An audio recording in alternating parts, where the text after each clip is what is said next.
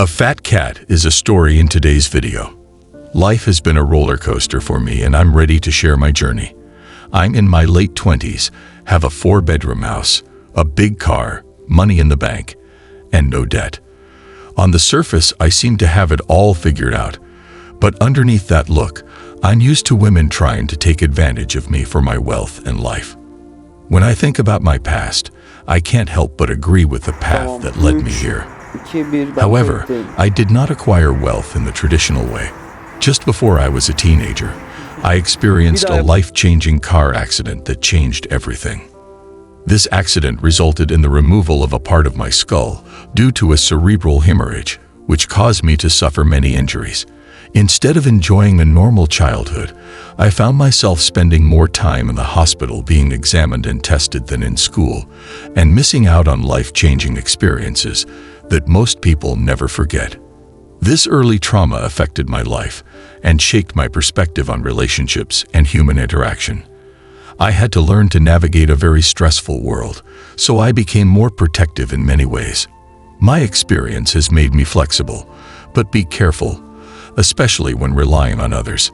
In today's video, I dive deeper into these topics, how my past affects me now, the struggles of relationships, and my thoughts on the meaning of truly connecting with someone.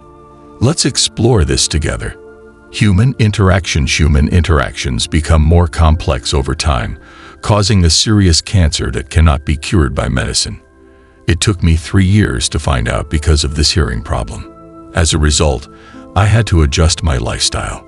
My current products are the result of 10 years of experimentation. I find it admirable to limit behavior and contact with people, but trying to do so can lead to insanity. Reading helps me avoid social isolation. Relationships. When I was 18, I was in 2 relationships. The first one ended when I was cheated on. He accepted himself as part of the manipulation. A second relationship ended a few years later due to a partner's betrayal. I felt many times that it was my fault that I didn't finish school, that I was broke financially, that I couldn't get a decent job. In response, I told him that it would be better to finish now than drag it out unnecessarily. I didn't want to end a relationship for a shallow reason like money. It's been 7 years, and I've gotten to the point where I can accept my feelings without rushing into the bonds. My thoughts on relationships are important to me, and I always keep my eyes on the dynamics of the game. This current relationship is not based on love, but on mutual benefit and closeness to love. I don't want to share my life or use it. It's part of my personality. It shows me how to keep an open version at all times. I know I can be alone if I want to. I don't want to get married, but I don't want to get a ring. Fair trade. If a man thinks he is using a woman for sex, he may be using her more than he realizes. I support the idea of men and women trying to use each other in fair trade, but it's rarely fair. In most cases, the woman gets more out of her relationship. Here's a quick summary of the old adage: if you work hard and work hard, you may regret it. In our 20s, we were all looking for sex and acceptance from women. Outro. I'm glad I made it through this stage of my life, and one day you will too. When you look into his eyes and hope you don't marry him, he won't be entitled to half of your wealth.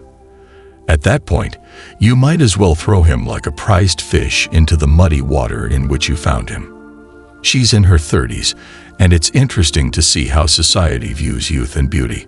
He still has 2 or 3 years left, and in that time he will look to make the most of his assets. He is currently with a guy who rents an apartment, pays his bus fare, and buys a cat and a bike. At first glance, it seems like a good arrangement, and he is happy to trade the guy for a house and furniture.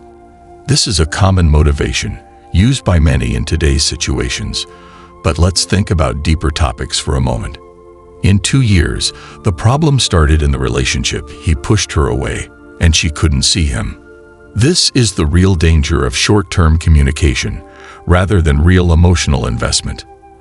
At this point, he may think he is doing better because he has a place to live and his needs are being met, but this arrangement is built on shaky ground. Relationships like this lack the stability and depth needed to achieve success. They can lead to empty nests and abandonment when the underlying benefits dry up. It's a reminder that while material life may be glamorous, it doesn't replace the need for real relationships and mutual respect. As we pursue our relationships, it is important to think about what we really want and need. Are we looking for a company based on shared values, or are we just filling a void?